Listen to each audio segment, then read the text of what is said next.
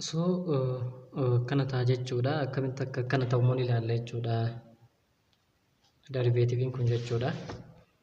So xiqqoo hintii wayii qaba jechuudha iddoo kanatti.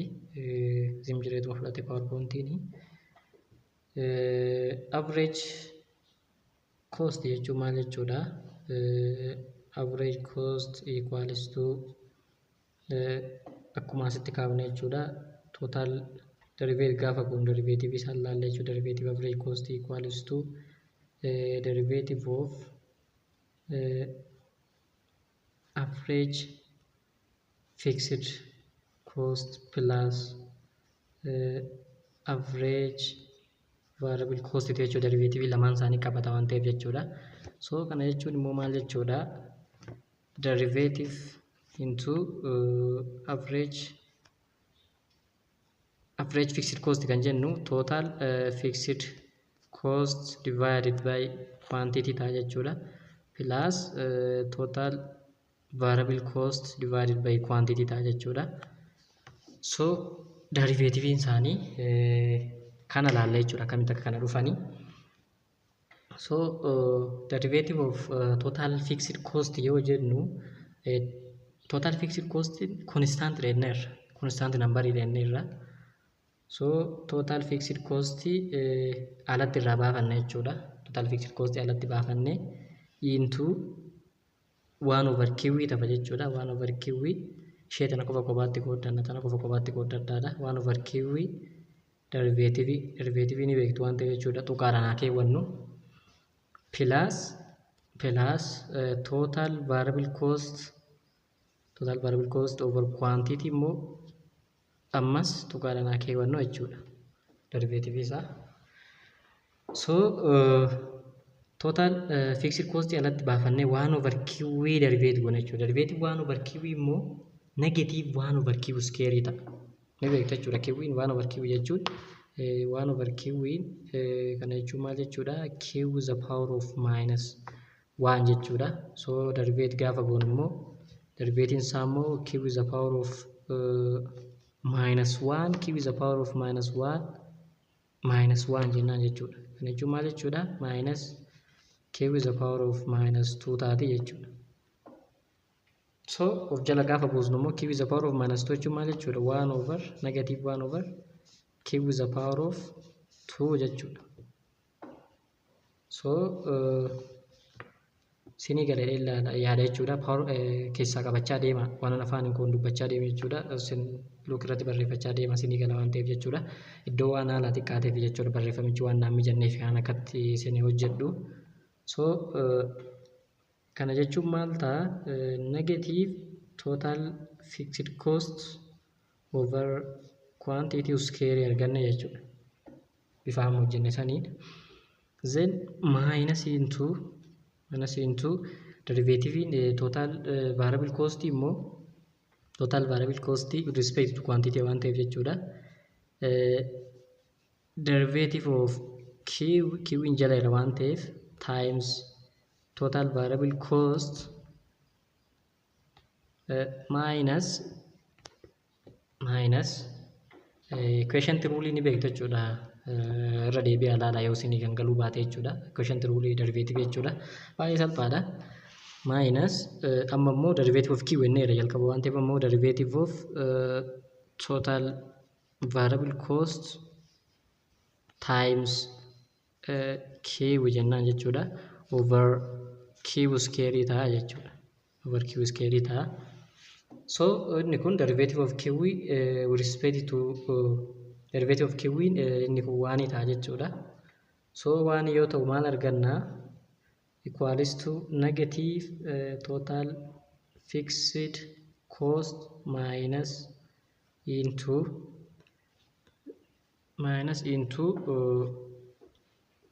itti raabsinu qooda itti raabsina jechuudha. Negative itti alaan jirtu total variable cost minus isaasii kana immoo Q'n akkasumatti jirti jechuudha. Minus derivative of total variable cost times Q'n akkasumatti jirti jechuudha. Amma itti raabsinu.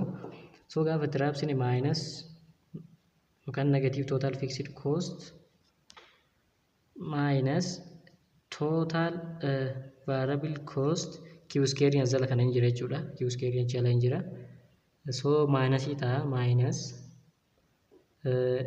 total variable cost over q square jennaan jechuudha. Plus ita ammoo negative tana ishee tana gara kanatti yoo rabsinu jechuudha. Plus q inni jirti ishee q asii tana jechuudha. Q over q square inni kun hundaafuu dhaabbata waan ta'eef over q square jennaani. So times ammoo baay'isuu jidduu kana jira waan ta'eef times derivative of total variable cost over q square ta'a jechuudha. Barreeffachaa deemaa isinii. So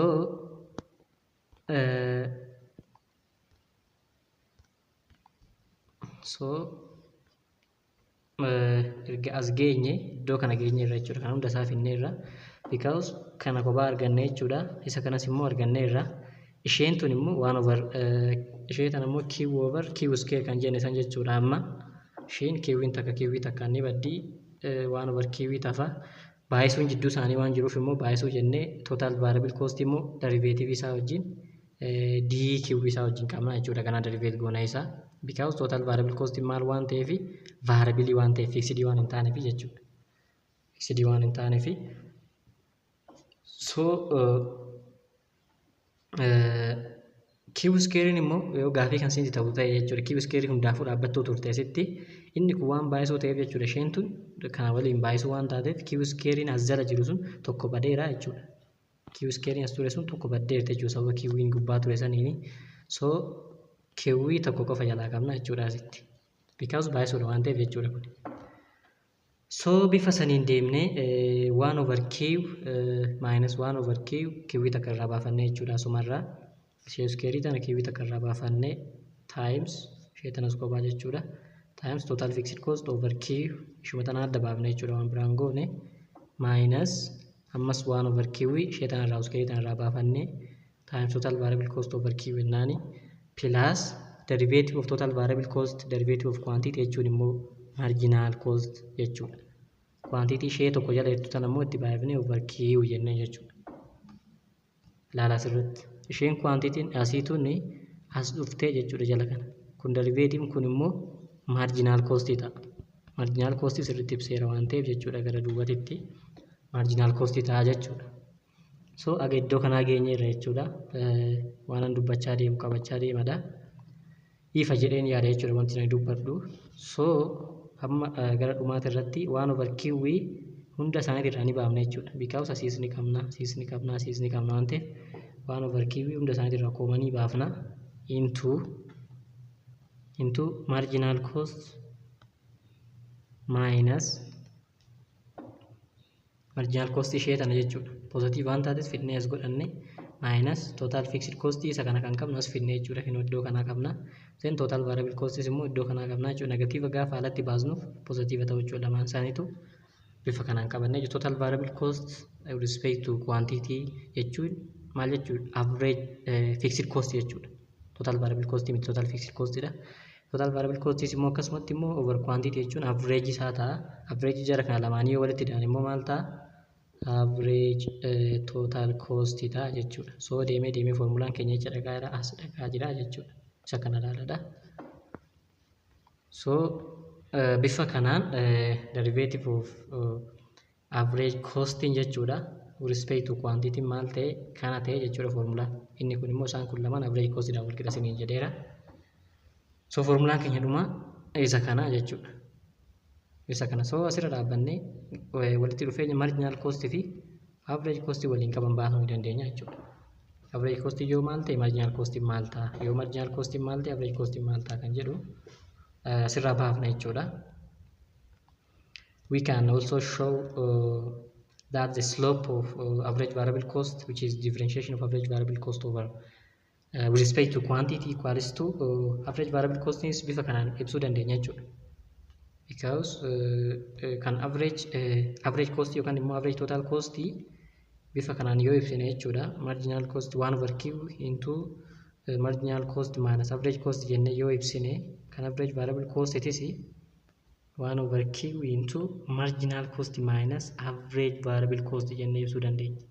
Average variable cost jennee ibsuu dandeenya jechuudha. Similar fashion dhaan derive gochuu dandeenya akkuma mata derive gootanii bifa salphaadhaan ni fidduu jechuudha.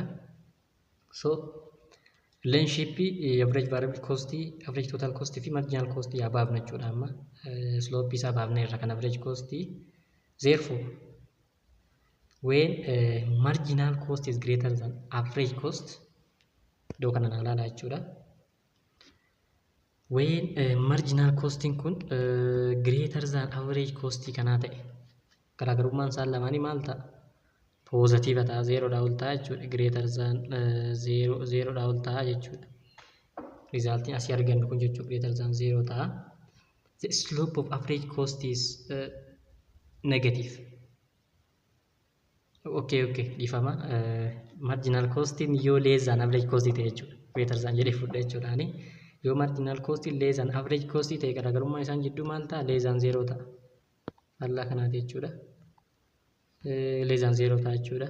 Less than 0 ta'a jechuudha garaagarummaa jidduu kana jiru. Because average costing kun maal caala waan ta'eef marginal cost caala waan ta'eef jechuudha. So slope in average cost keenya maal ta'a? Negative ta'a jechuudha.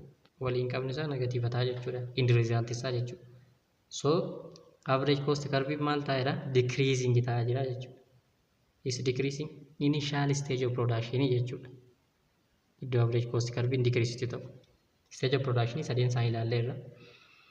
When marginal costing immoo average cost yoo caale akkan jalqaba jedhe san jechuudha. Yoo marginal costing kun average cost caale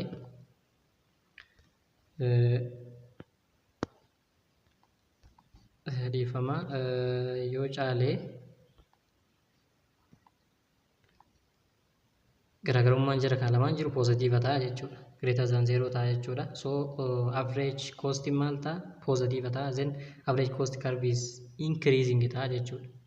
After optimum combination of fixed and variable input jechuudha.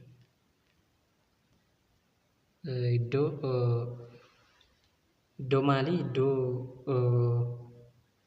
marginal cost fi iddoo total variable costing yookaan total productionin maximum ta'e hin booda jechuudha. Total production irratti ilaallee irra graafii isaa yoo marginal cost fi average cost immoo wal qixa kan ta'an ta'e slope isaa maal ta'a? 0 dhaan wal qixa jechuudha. Because jarri kun lama yoo walirraa hir'atan 0 ta'u waan ta'eef jechuudha. So 0 ta'a waan ta'eef minimum point average costing 0 waan ta'eef average cost curve it is minimum point isaatirra jira jechuudha. Iddoo isaa wal tuqanitti jechuudha. Ilaalla giraafikaalee jechuudha. Jara kana walitti finnee akkamitti akka ta'e.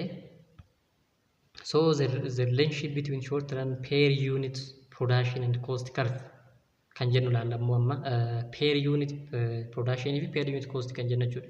Per unit production kan jennu average product, marginal product kan jennu fi per unit cost kan jennu immoo average variable cost fi marginal cost jechuudha. So cost function is derived from production function. Now let us see the important relationship that per unit production curve, which is average product and marginal product of variable input, and the per unit cost curve, which is average variable cost and marginal cost jechuudha. Half. So relationship isaan waliin qaban jechuudha. The relationship is that the short run per unit cost are the mirror reflection against x-axis jechuudha of short run production curve. So short run cost curve per cost curve per unit cost curve jechuudha. Long short run per unit cost curve short run per unit production waliin mirror image yookaan immoo mirror reflection yookaan faallaa walii jechuudha graafiin isaanii. Sun downward yoo kan ta'u ta'e sun immoo upward ta'a jechuudha. That is short run average variable cost is the mirror reflection of short run average product of variable inputs, and when the relationship between short run per unit production and cost curve jechuudha. When average product of variable input increase yoo ta'u average productivity variable input yoo jennu kan labor jechuudha. Average productivity isaa increase yoo ta'aa deemu average variable cost immoo decrease ta'aa deemu. Average producting maximum gaafa ta'u immoo average variable minimum point ta'aa deema jechuudha. Then finally average producting immoo decline gaafa ta'aa deemu average variable cost immoo starts to rise ta'a jechuudha. The same relationship exists between the short-term marginal product and of variable inputs curve and the marginal cost curve jechuudha ilaalla giraaf irratti. So mathematicaalis draw goone inverse relation qabaachuu isaanii ilaalla jechuudha. Graafikaalii kennu bifa kanaan mul'atu ilaaluu dandeessu. Marginal product of labor yookaan immoo marginal product of variable input fi average product of variable input jechuudha. Marginal cost fi average variable cost jechuudha. Marginal cost iddoo itti minimum ta'utti marginal productivity maximum ta'a jechuudha. Haala sarara kanarra iddoo isaan lamaan itti wal qaxxaamuranitti jechuudha. Asittis wal qaxxaamuru. Iddoo average variable cost minimum ta'utti immoo average productivity immoo maximum ta'a jechuudha. Average productivity maximum ta'a. Iddoo marginal cost itti minimum ta'u marginal cost asitti minimum ta'a. Marginal productivity immoo asitti maximum ta'a jechuudha. So relationship isaan lamaan jidduu jiru isaan afran jidduu jiru jechuu hin dandeenya. Because average productivity fi average variable cost walitti finne waan ta'eef marginal productivity immoo marginal productivity fi marginal cost finne waan ta'eef jechuudha. Bifa kanaan ilaaluu dandeessa jechuudha relationship isaan jidduu jiru. So inni itti aanee jiru long run costs kan jennu ilaalla jechuudha. Cost long run keessatti. So har'aaf nu haa ga'u jechuudha. Isuma kana irratti dhaabna. Cost yookaan theory of cost jechuudha. Wanti ani asitti bira darbee jechuudha. Gaafii dhiifama isin jechaa jechuudha. The average variable cost approaches to the average total cost asymptotically as output increase kan jenne deebii isa olii kanas ni deebisee jechuudha. Fi deebiin isin deebisee yoo tootaalii ta'an jechuudha. Total cost fi total variable cost jidduu kan jiru total fixed cost dha. Constant dha jechuudha isaan jidduu kan jiru. Garuu ibsa irratti maalan jedhee ibse garaagarummaan jidduu kana jiru fixed jessin jechaa ture jechuudha. Garuu garaagarummaan jidduu kana jiru fixed miti. Because output increase ta'a deemuun average variable cost average cost yookaan average total cost itti maxxanaa deema jechuudha. Akkanatti deema graafiinsa. So garaagarummaan jidduu kana jiru fixed miti jechuudha. Viidiyoo laaltanii bira dabartanii jechuudha. Duuba isaa laaltanii yoo ta'e dogongora jechuudha. Kanan ibsaa ture jechutti maalidha? Tootaalii isaan isin ibsaa ture jechuudha. Total fixed cost akkana yoo ta'e, total variable cost immoo akkana yoo ta'e inja jallata baasawee inni total average total cost yoo jallate garaagarummaan jidduu kana jiru constant dha jechuu barbaadeen jechuudha. So kanarra kanumaan xumurree theory of cost jechuudha. Long run isaa laallee part 2dhaan ni xumura jechuudha chapterii kana. So video kanarraa waa barattaniirtu yoo ta'e like godhaa, subscribe godhaa, laaltanii qofarraan baay'inaa isiniin jedha. Galatooma.